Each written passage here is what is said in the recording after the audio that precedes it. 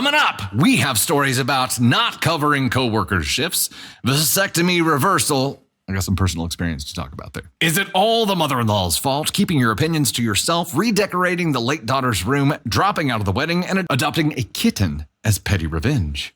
I'll tell you right now, if Candy Thunder just adopted a kitten and I came home and that thing was there, that would be a petty revenge of some kind. I think it would shred our entire house.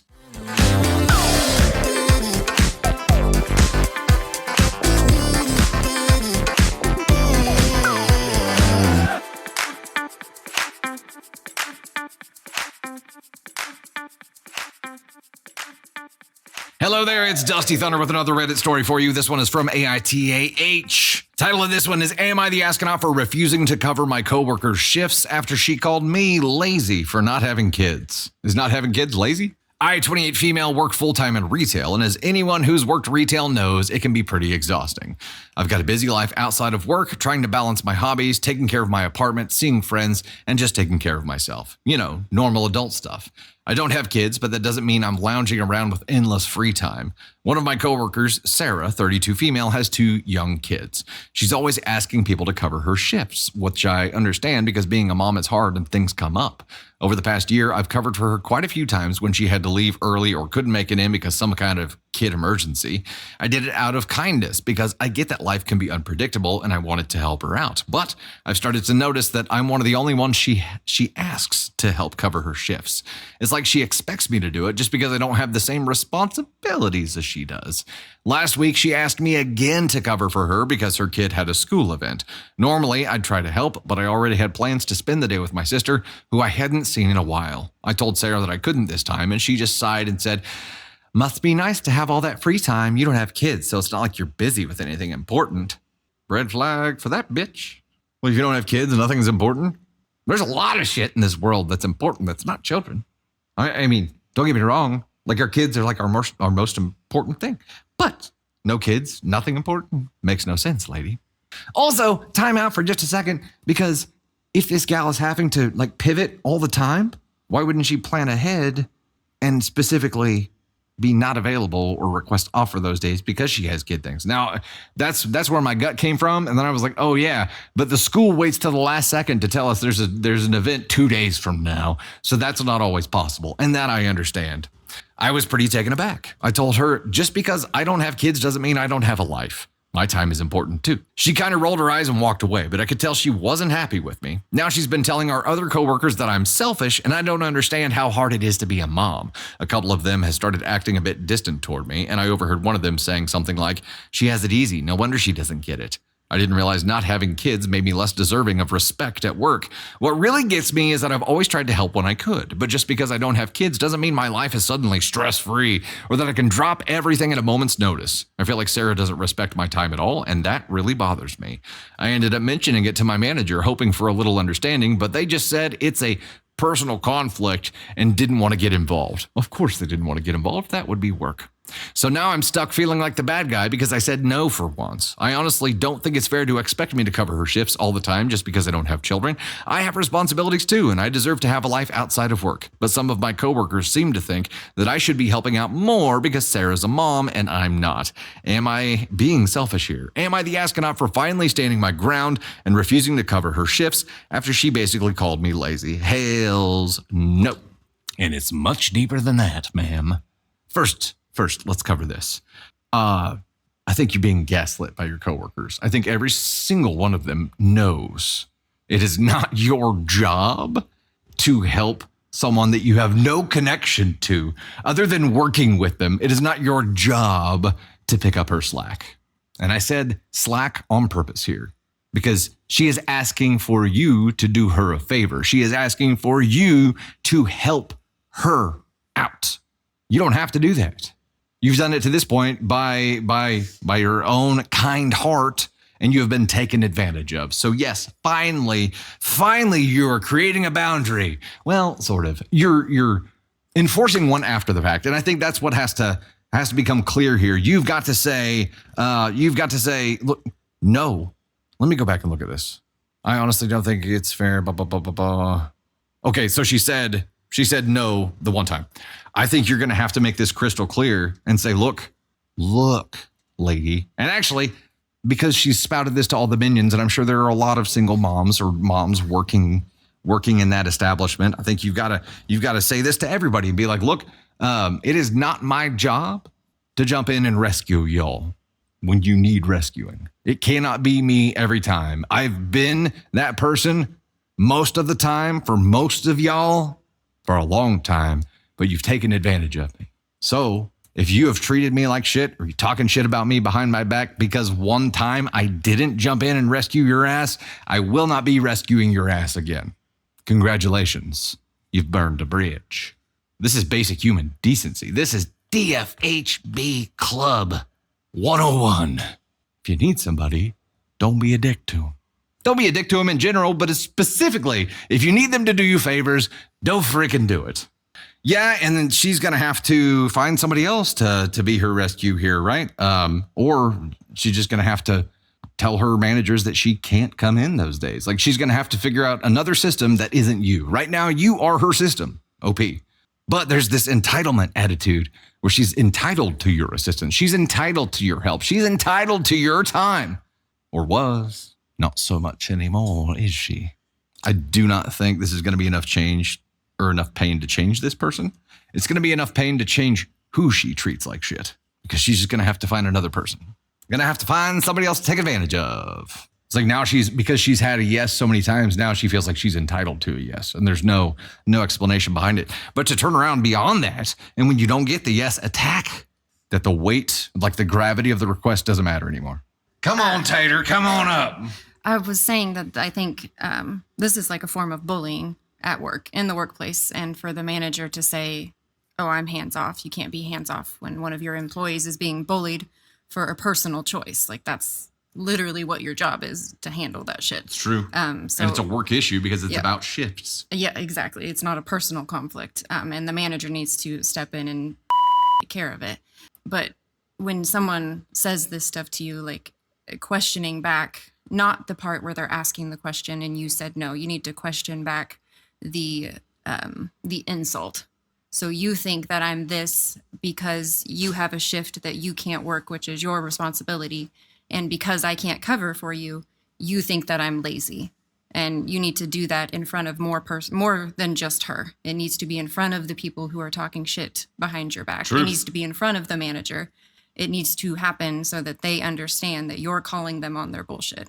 And I think, in my opinion, I think OP is probably tends to people please. Because when you cover that many shifts for someone, like you are giving them that sense of entitlement over you because you're giving them access to your schedule. And I think for some, in my opinion, when it comes to restaurants and retail, which I have worked both, you have to draw a line, because when you don't, it gives people are going to constantly want you to cover shifts. And my God, I would say it is even worse in a restaurant. Would you agree? Like once you cover a shift for one person, it's like, I think everyone's going to line up at your door. You have so many more people in play in a restaurant too. And all those people are, puzzle pieces, and it just, everything is amplified interpersonal conflict wise on the restaurant side because you have so many more people and the alliances are made quickly, right? We should do a reality series about restaurant life. Here's a good time to reiterate the fact that women aren't just there to have babies. Women can have lives outside of having babies. Truth. They don't have to just be moms to have worth in this world. And it pisses me off so much. This woman has either chosen or not had kids yet, and that is her choice. And because she made a choice for herself, she's going to be bullied because she doesn't want to cover your shift. This woman, her coworker, is just a straight up ASCON one. Hey, like the most despicable kind of bizzo out there. We got a new planet on there too. That's pretty cool. But dear God, the fact that you are nothing without kids. No, I am me by myself. I made a choice to bring children into this world. I am me, but I'm also a mom. And to combine those two things, to make that your entire identity, to make that every reason you can't be at work, I do not buy into that bullshit whatsoever. Like, if you only are a mom, that's all you know. Like, show your kids that there's more than that in life. Show your kids that you are many things. Like, it's one of the things I will Believe until the day I die. All right. I also want to give her this. Oh! Yeah. Because she's Stamped it right on us. Wait, what was the twatopotamus? Twatopotamus. Contosaurus Rex. Contosaurus Rex. Yeah. Yeah. All of those things. You get them all because you're the icky woman, and I don't like it. Okay, that's it. Icky.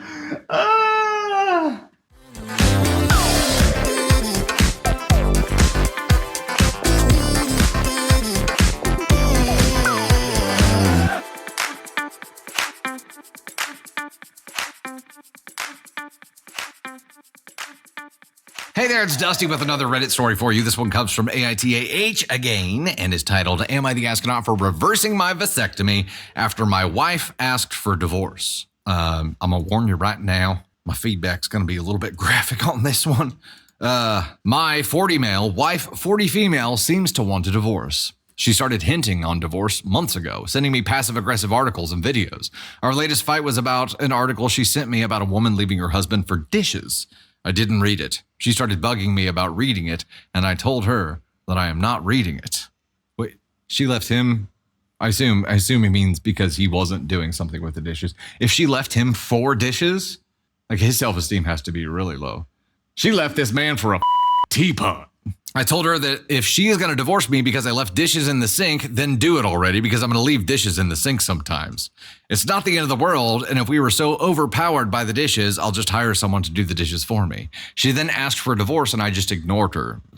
She then told me to move out, and I said I will.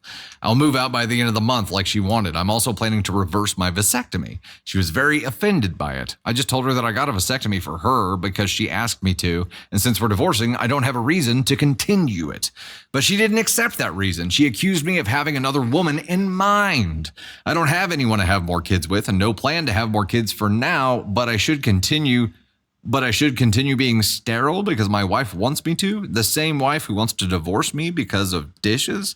It's ridiculous. I don't understand it. I got a vasectomy because she asked. When she asked, she even told me that the vasectomy is reversible if I change my mind. Now I'm getting served a shit sandwich of divorce and I'm not even allowed to reverse a vasectomy. It's just ridiculous. So the question here is, am I the astronaut for reversing my vasectomy after my wife asked for a divorce? Well, first of all, Candy Thunder's ready to come up. First of all, I think this feller is grossly overestimating the comfort and success rates of vasectomy reversals. Okay? Let's just get that out of the way. Second of all, let's get Candy Thunder up here and hear what she has to say. Ladies and gentlemen, once again, Candy Thunder. This is why I was hesitant to say anything on the last story because I wanted to save it for this Are story. you saving your spiciness for this story? Dude, 100% guarantee that your wife is not leaving you, not wanting a divorce because you left a dish in the sink. I guarantee you your wife has been telling you about things that she needs, and you're like, sperm. This is all about sperm. Like, this is all... Here's the thing. No one told this man that he had to go to the doctor and get a vasectomy because your wife does not have that kind of control over you. If you didn't want a vasectomy, you didn't have to walk into a doctor's office and zip zap your balls. You didn't have to do it because you're a man and no one is going to tell you what you have to do with your body. You made a choice that you felt was right for your family, and now you're holding your wife accountable because you made that choice. And it pisses me the off. Your wife is frustrated. She was telling you exactly how she was frustrated. And you're like, yeah, I'm not going to do the dishes. I'm just going to leave them there. And sometimes they're just going to stay in the sink, even though it's probably daily shit that you keep doing to your wife that she's just done with. Like you have crossed the point where she was frustrated and now she just resents you and wants a divorce. So that would be in line with the general vibe that we get personality-wise here, where it's an extreme minimization of the actual problem. Yep. That would be in line with the vibe. Yeah. Your wife was frustrated, like sent you articles that you could read, have discussions with your wife as like a full-grown adult, like something that we like to do.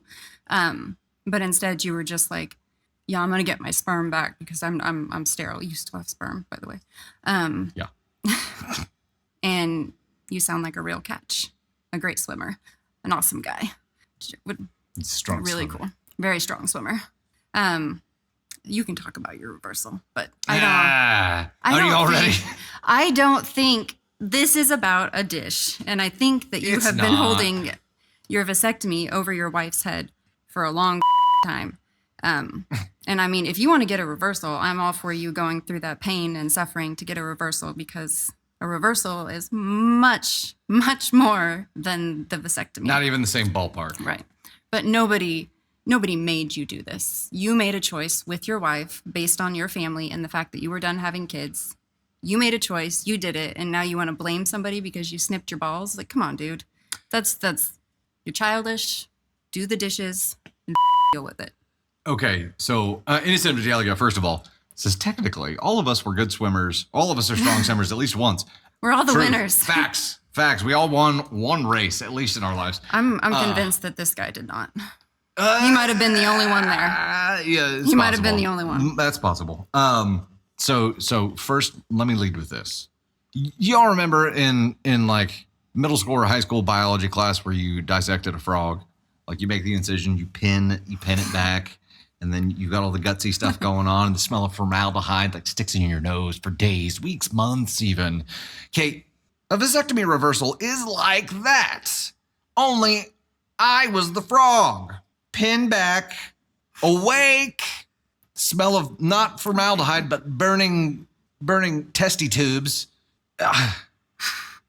Here's the deal. I don't think he's actually going to get one. I think this is... Oh, no. He's too not big of gonna- a baby. I don't think he's going to get one. I think it was just the spite of being able to use it because he knew it was something that she would be offended by. Like he used it as a discussion or like as a battle tactic, right? That's my first thought here. But the way that OP has written this, it's so nonchalant about all the actual problems, and then is just like, well, am I an asshole for actually doing that? No, the way that you've written this and to present your case the way that you did, you've done this in a very either careful or accidentally kind of smart way. No, she doesn't get to decide anything that you do with your body post-divorce. The fact that you exactly, brought it up 100%. and threw it in like, oh, well, the first thing I'm doing is getting my shit reversed. That was just to be a dick.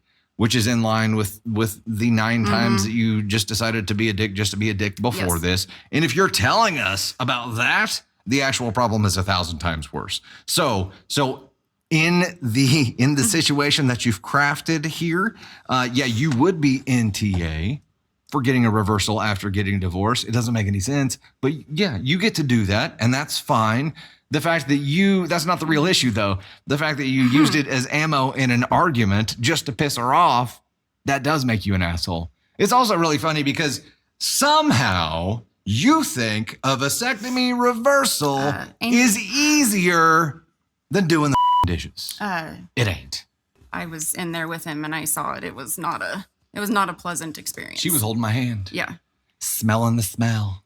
No, getting a vasectomy done, 5 minutes, easiest thing in the world. Like you've got some aftercare, right? But the reversal, It's much more invasive, and he was left in pain you can for feel things solid being week, like yeah. tugged in your body. Like it feels like your like wires are being pulled on. It's wild. I say like I know. It's I wild. She's like, I saw it. It was nasty. I was didn't- nasty. I didn't look like real like in there, but I did see. You didn't take a peek under the hood? No, yeah, it was like dusty, C-section. That's what it was like. I did not look under the hood. No. It was it was a very awkward It was a experience. D-section. It was To very. be frank here. You know, the there weirdest is- part of that whole thing, which we have to get into this because we're here. The weirdest part of that I'm whole gonna mute thing, this guy for oversharing. So keep going. I'll stop you when you've said too much. clutches pearls. The weirdest thing was we showed up and this guy had no help. It was just the doctor. Nobody at the front desk, no nurses, no assistants, no nothing. This guy was rolling solo. And I'm like, well, this feels awkward. I do think that if someone is frustrated in a relationship and they're sending you things, telling you exactly why they're frustrated, and the thing that's the funniest about this is that this article was how it's not just about the dishes. Like that was the meaning of the article that she sent. You can probably, I think it was linked in the Reddit post, but the article was, it's not just about the dishes. It's Send about me an so article much about more. dishes. Yeah. Again, like whether or not this story is true, whether it's rage bait, like we know that this guy exists. Like there is no out that this guy exists. The guy that just doesn't care. The guy that thinks you're there to wait on him hand and foot. The guy that only wants to talk about his sperm. You're not that guy. But Well, you motioned to me. I know. That's why I said you're not that guy. That's normally We my know- icebreaker whenever I enter we know rooms with this is- strangers. I'm that's- like, hey, Sperm. who wants to talk about sperm?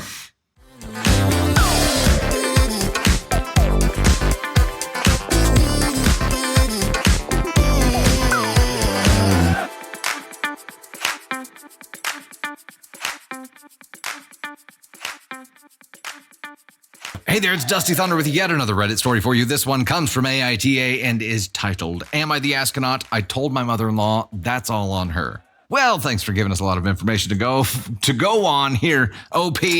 My 5-year-old son's birthday is coming up and he wants a chocolate cake with chocolate icing. It's his birthday, so I said yes. My mother-in-law can be a selfish cow sometimes, and my son was telling her how he's getting a chocolate cake and chocolate ice cream.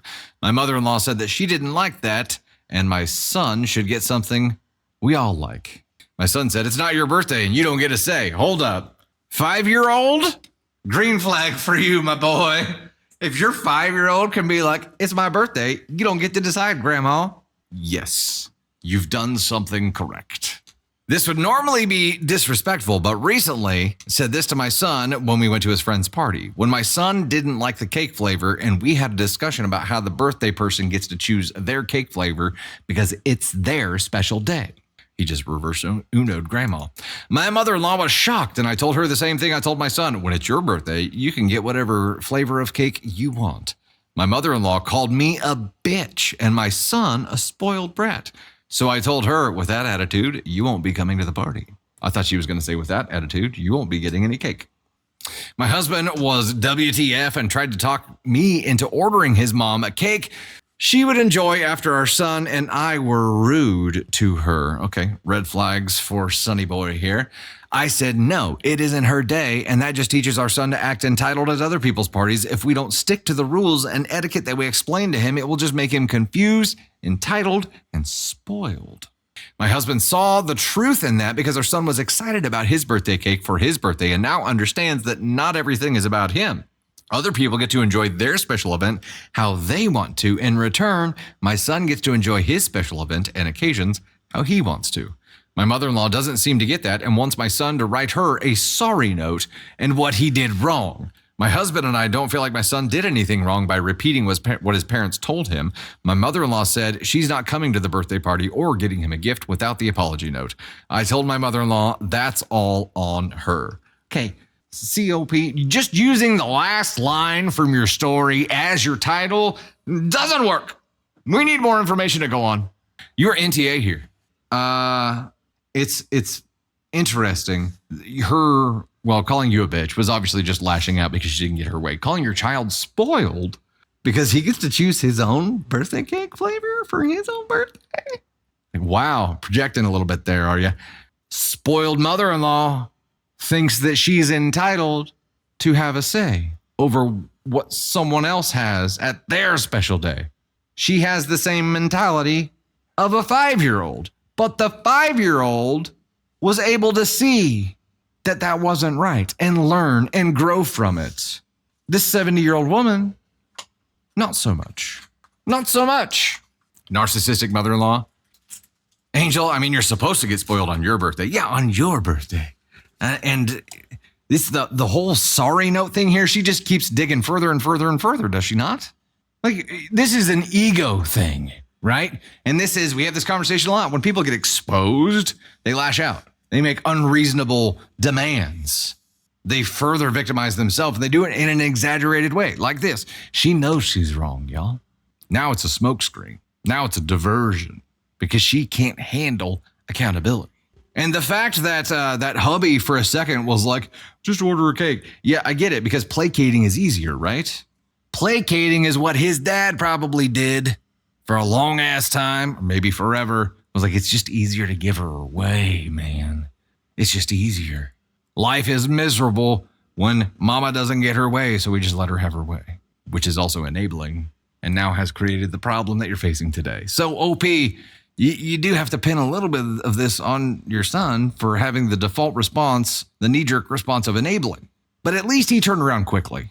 I didn't think that was going to happen. I was shocked that hubby turned around quickly and was like, no.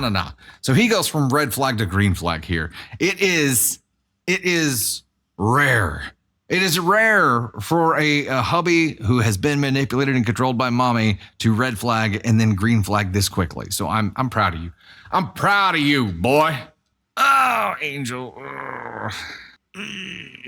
Christina, they clearly don't understand if mama ain't happy. But here's the thing. If mama ain't happy, I mean, that's the thing. And it's the truth. But mama, meaning grandma, now doesn't get to dictate other people's birthday parties. She doesn't get to choose the cake flavors at her grandchildren's birthday parties. She doesn't get that vote. She doesn't get control. And this is not her immediate family. So she sure as shit doesn't get the if mama ain't happy privilege because OP's that mama now. She doesn't want to give up control. Mother-in-law can just not eat any cake. You know, if that bish came to the birthday party, she would put up such a fight and a production during this 5-year-old's birthday party. You know, she would give a freaking speech when it came for cake cutting time. Ugh. Bring your own. Grandma, if you really don't want that, bring your own damn cake. It's fine. It's cool. Yeah, she wouldn't let it go. She wanted a freaking sorry note or she wasn't going to buy him a gift. Get Grandma. Sorry. I mean, we'll never see you again. Cool. Your choice. Yep. And someday, that 5-year-old boy turned into a grown-ass man, and that grown-ass man came and visited his grandma in the hospital near the end of her days. And he chose her flavor of Jell-O for an entire week. And she was not happy. Did she call mom a bitch in front of the kid? It sounded like it. Yeah, Angel, thank you. If it happened in front of the kid, not enough time was spent on that at all, because now this child got to witness his grandma attack his mother verbally and him.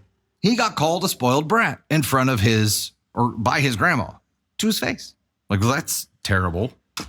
Terrible. Yeah. And if that were the case, I think you're right. If she did say that in front of her or in front of the grandchild, I feel like OP would have mentioned it. And also she would have never been allowed back. Never.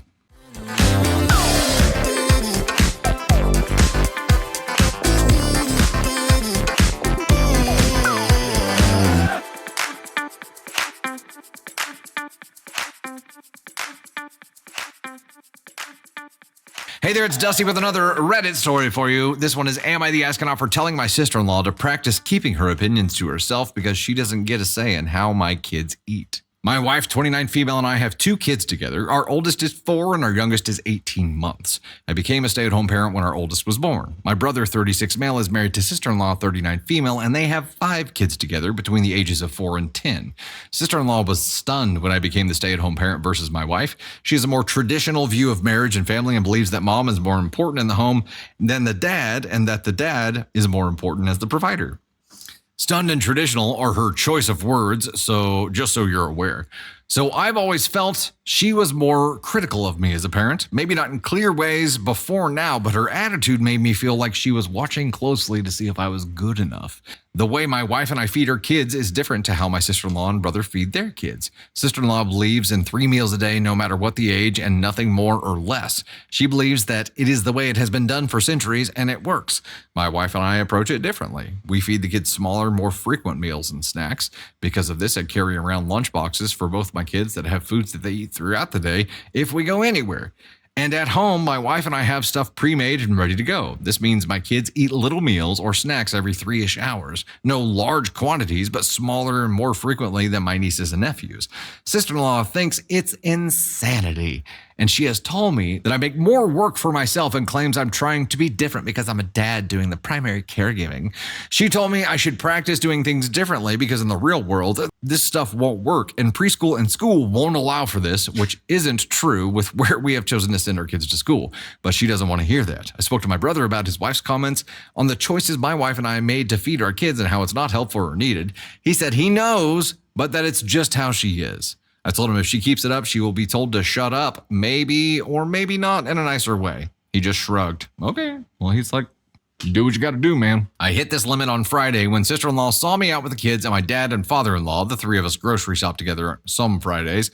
She brought it up out of nowhere because she saw the bag I keep the lunchboxes in. She didn't even see them eat anything, but needed to say something. She told me I should practice better eating habits, and I told her she should practice keeping her opinions to herself because she doesn't get a say in how my kids eat, and she doesn't get to open her big mouth about it every time she sees me now.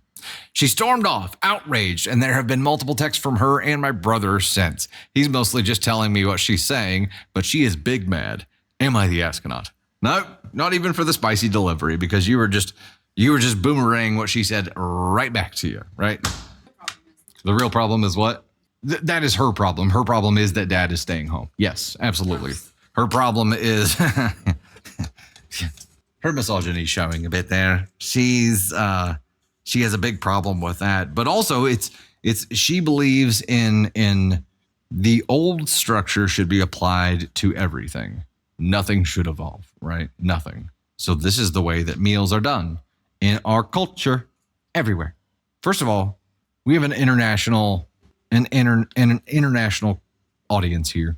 People not in the USA, if your culture does anything different than the standard like breakfast, lunch, and dinner, please let me know. Just let me know. Just raise your hand and be like, yeah, we do it different. Because I'm going to go out on a limb here and say that this is not how the whole world does it. So this woman's structure, she's trying to force everybody into, and that's the kicker. And it almost kind of goes to the discussion we just had about we don't get into religion or politics in chat. We just don't do it because like people have their own way of doing things and they latch on to these things that they know so tight that if anybody does something different that they can't understand, they have to attack it rather than try to understand it. And that's the kicker. I think if you get to a place where you can be curious and learn about differences between you and other people, if you can get to that healthy spot in your mind where you can be curious about differences and not view everything that's different from you as evil or wrong, then you can grow as a human being. This bish ain't growing as a human being ever because it's her way. And that's it. If it's not my way, it's wrong. And not just up here and not just up here, but bleh, she has to speak it. She has to tell you that it's wrong. That's the problem. Think whatever the you want to think, y'all. As soon as you start pushing that opinion onto people and making them feel small because their way doesn't align with your way, you're an asshole. She went all the way up here because of the insistence at continuing to push and continuing to push and continuing to push. And then when he just threw it right back to her one time, she stormed off and now she's the victim, right? I love how her husband just accepts that this is who she is, which he's not trying to stop it, so he's enabling a bit here too, but he's like this is just how she is, man. And then even the text, like she told me to tell you blah blah blah blah blah. At least, yeah, like it's at least been medically documented that that eating smaller, more frequent portions is more beneficial, I believe. I'm not a doctor. I don't know. It is better for heartburn. That's true. That's true. Yeah, and you know the only problem I had with this in the beginning was the salty delivery, but it's not. It's just mirroring. It's just speaking to her in a language that she can understand because it's the same salty bullshit that she's thrown at you. That's it. That's it. Maybe she's hangry. Kuklaboo says, possible. Also, I think with kids. So the way the OP presents this, no matter what age they are, like 3 square meals a day, no more, no less. I don't know how quickly, like in a child's life, she started them on this, but getting a toddler to stick to like a 3 square per day regiment is not good. That means her kids are going to bed hungry. Because I'm telling you right now, like kids are different. I had to sit with Navy the other night, and it looks like she waited until it was like, okay, put your head on the pillow. And she's like, I'm hungry. I'm like, okay. Oh God. All right. I can't let you go to bed hungry. Yeah. She's very hit or miss. But I had to go sit in there with like a smooth, we call them a smoochie, but a smoothie pouch. That and some goldfish or something, but it was just a little snack to fill up her belly. But the smoochies are very healthy. So healthy and filling, so in protein heavy. So it's like kids, you just, when they're hungry, you need to feed them. That's like, one of your primary roles as a parent.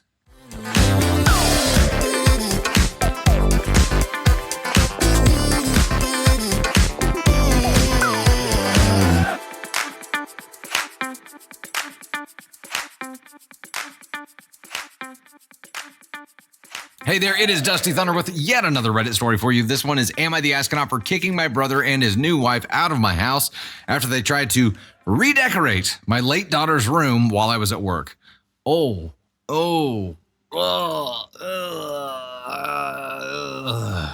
So this is still pretty fresh, and I'm absolutely fuming.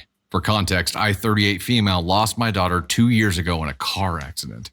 She was only 14, and ever since that day, I've kept her room exactly as she left it. I don't go in there often, but just knowing that it's there untouched brings me comfort. It's like having a piece of her still with me. Her posters, her art supplies, her clothes, all of it is still there. I can't bring myself to change it. Now, fast forward to a few months ago, my brother, 34 male, and his new wife, 29 female, had some financial issues after blowing a ton of money on a ridiculous, extravagant wedding. They asked if they could stay with me a little while if they saved up for a place. Even though I wasn't thrilled about it, I agreed because, well, family, right? At first, things were fine until recently. I noticed my sister-in-law making comments about how I shouldn't keep a shrine and how it's time to move on. You bitch. Whoa. First of all, I'm saving your ass right now, and you're telling me what I should and shouldn't do? That's ballsy. I ignored her because, frankly, it's none of her damn business how I grieve my child. My brother stayed quiet mostly, but I could tell she was getting into his ear. Anyway, I come home from work last week to a literal nightmare. I walked into my daughter's room, and I kid you not, they had taken all of her posters down, boxed up her stuff, and had started repainting the walls a hideous beige. You gotta be shitting me. This is the most disrespectful thing that I have ever heard of. How?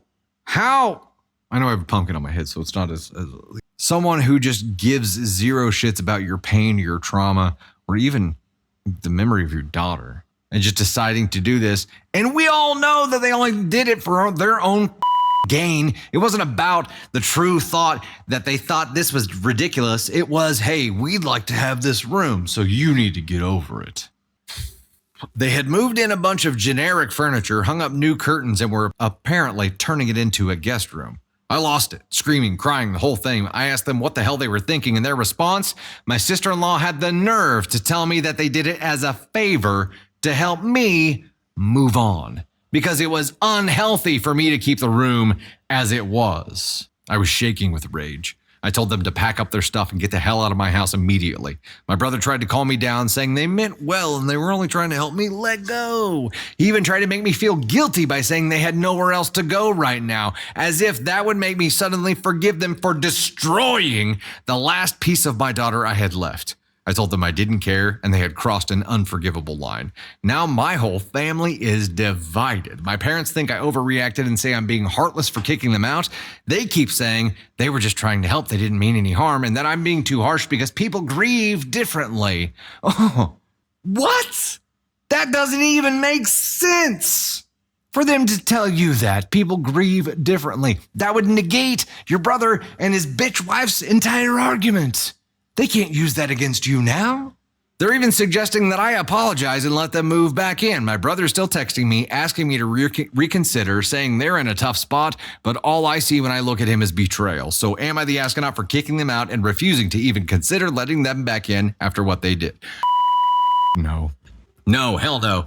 And my response would be that pretty much every time. He's like, hey, we're in a really tough spot right now. You should have thought about that, jabroni. You should have thought about that before you let your bitch wife turn my dead daughter's room into her room. I'm sorry. Maybe you're in the shit position that you're in because you're both idiots who give zero shits about other people, who have no respect for anything, not even your deceased niece. Are you shitting me? We're in a tough spot. Reconsider. I can see why you're in a tough spot. because you're the worst. You're the worst. I'd disown his ass right now. I'd be like, you are dead to me. Also, you know why your folks are chiming in. Shit rolls downhill. They see that turd coming their way. They're like, oh, please. Yeah, I think you're being a little harsh. People grieve differently. People grieved. Yeah, no shit. It's none of his business or her business. His new wife, who wasn't even around for any of this, didn't even know the girl. None of her business how you grieve. But it was selfishly motivated. That's what makes this all so much worse. She didn't give a single shit, not even a dingleberry. She wanted that room for herself and was willing to sacrifice your daughter's memory to get it. And expected you to just be like, oh, thank you so much. I could have never done this myself. I feel so much better now. What kind of delusional, dick-headed, bizzo, just DFHB reject to the 10th ASCON 1 power exists here? These are the worst. These people are the worst. These people are the worst. Look, I mean, like, we know that many people who go through trauma get stuck in time. People who lose children specifically get stuck in time. Frozen in the year that it happened. And OP was at least aware enough to say, yeah, I've frozen that scene so that I can feel like I still have that piece of her. She couldn't move on from that. Didn't want to, because she could still walk into that room and feel more connected to her. And they took that away from her. And she can never get it back. She can never put it back the way it was the last day her daughter was there. Because now it's all been moved. I hope I get the opportunity to haunt some people someday, because I would haunt these kind of people. I would haunt the shit out of these people. Now let's hear what Candy Thunder has to say. Ladies and gents, come on up. What would you, not what would you do? Like, I don't even want to think about that. No, I was just standing next to you because for moral support, because this one really, really bothered you. So I was just trying to be there for you. I don't know how you are calm enough to write this story, OP. Well, I would imagine it did not just happen. But here's the thing that I want to look back on, is the fact that they were in a tough spot because they blew all their money on a wedding and then went into somebody else's home. Even if that wasn't a room that she kept first, but like for her daughter, to remember her daughter, to revisit her daughter, even if it was just a room in their home, these are still ASCON 1. But then you add in the fact that OP has lost a child, and these are the exception for going past ASCON 1, in my opinion. Because I don't know how you get more evil than that, to tell someone.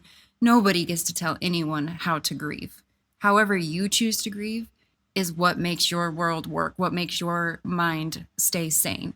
And to say that you get to tell someone, if someone did this to me, I'd probably be in prison, because I don't know that I could stop myself from. You and I both would be there. Because I've seen, firsthand, I've seen people lose children, and I've seen what it does to them. And it, as a parent, any parent, it haunts you. It haunts your dreams. It haunts you when you're awake. Like, you are always like vigilant with your children because you're always worried.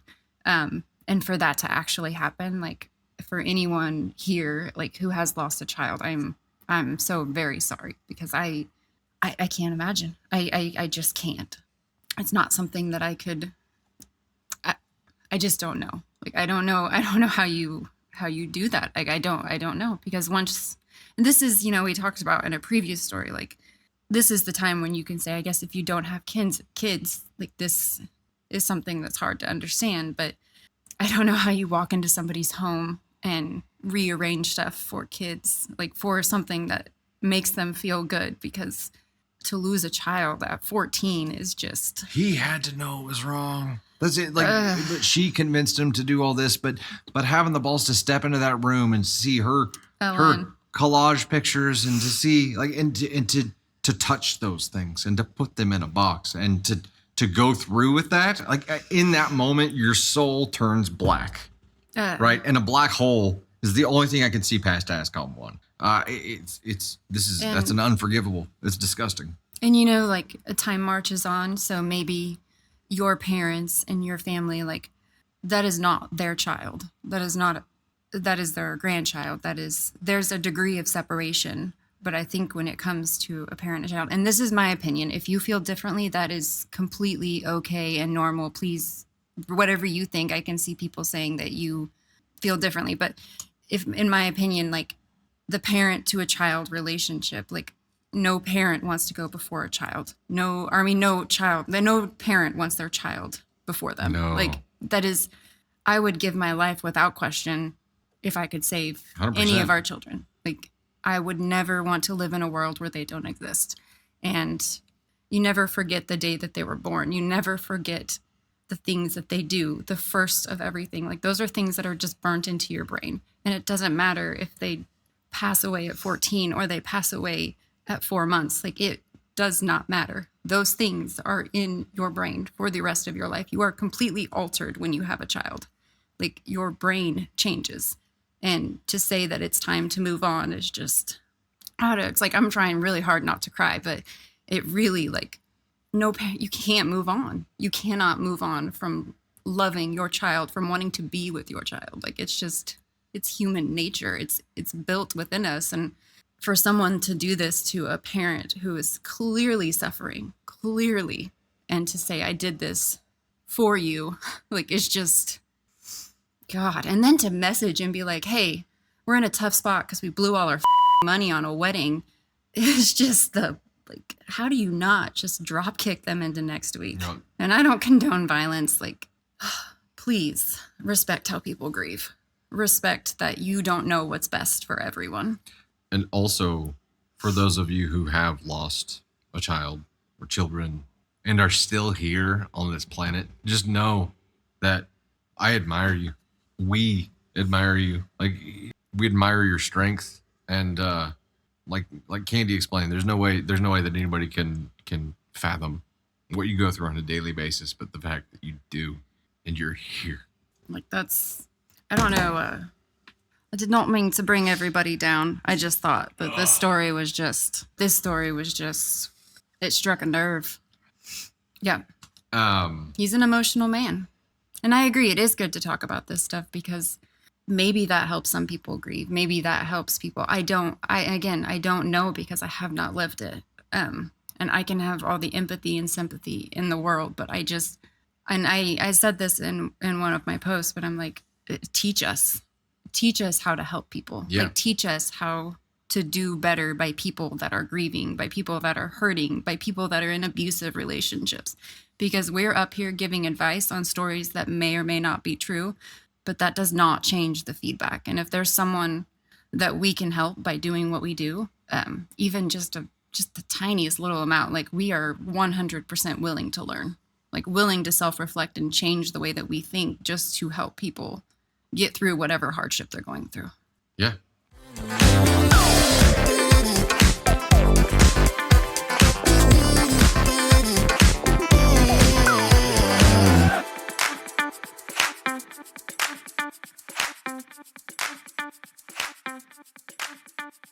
Hey there, it is Dusty Thunder with another Reddit story for you. This one's a little bit different though, because it's petty revenge. Title of this one is Otis, the kitten I adopted out of spite. My then 15-year-old daughter and I visited the local humane society on a weekly basis. It was free therapy for her, as cuddling the kittens and watching them play was a great endorphin rush. We were in the kitten room when a little girl, maybe 6 or 7, entered with her father. I watched as she manhandled kittens, picking them up by their legs, hitting one on the head after it swiped at her, and listened to her whiny voice saying, "That one's ugly," or "Yuck, look at his eye, that's gross," about a kitten with an obviously healing eye injury. She eventually zeroed in on the only little orange and white kitten, who was very chilled despite her aggressive handling of it. She declared to her father after a few moments that this was the one she wanted. Her dad asked if she was sure, and she said yes. She spent a few more minutes holding him up in the air, bouncing him around like a ball, and just really being a little shit. I stood up and went to the wall where all the cage cards were and quickly found the sheet for the only orange kitten in the room. I took it out of the slot and sat back down. After a few more minutes, I walked up to the little girl and nicely said, "Can I please have him? We're adopting him."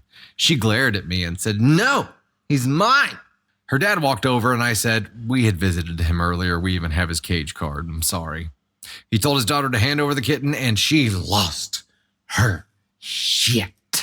She carried on and screamed like a spoiled brat for 5 minutes while holding onto the terrified kitten who was trying to get away. She only wanted the orange one and didn't like any of the other ugly kittens. It took her dad yelling at her to get her to finally throw the kitten across the room and stomp away.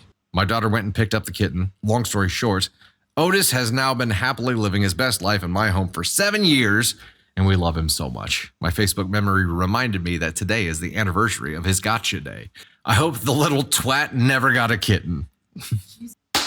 Also, please tell me I'm not the only one that read this whole story and was like, all right, Hildegard, you got me. This is Hildy. Daddy, I want one now. Or Veruca, right? From Willy Wonka. This was like, I want it now, Daddy. I want it.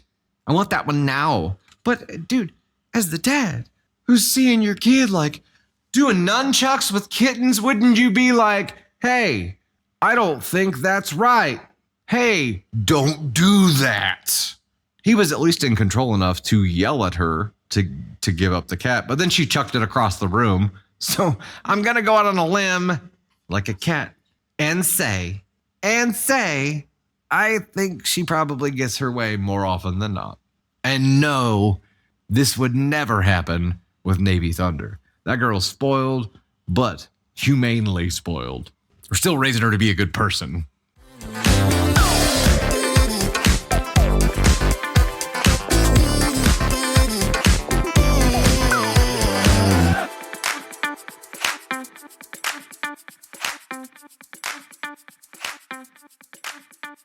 Hey, Dusty Thunder here, and I wanted to thank you so much. I hope you enjoyed that content, and if you did, please make sure to like, subscribe, and most importantly, share. Also, you can find swag and so much more at dusty-thunder.com, and you'll find even more content on all of our platforms. We're on TikTok, YouTube. We now have an official Facebook page that we'll be posting stories to as well. We have podcasts on Spotify and Apple Podcasts and so much more. You can see all of our content platforms on Linktree, which is linked in my bio. Engage with us wherever you're enjoying content and do your best to avoid the Askonauts today.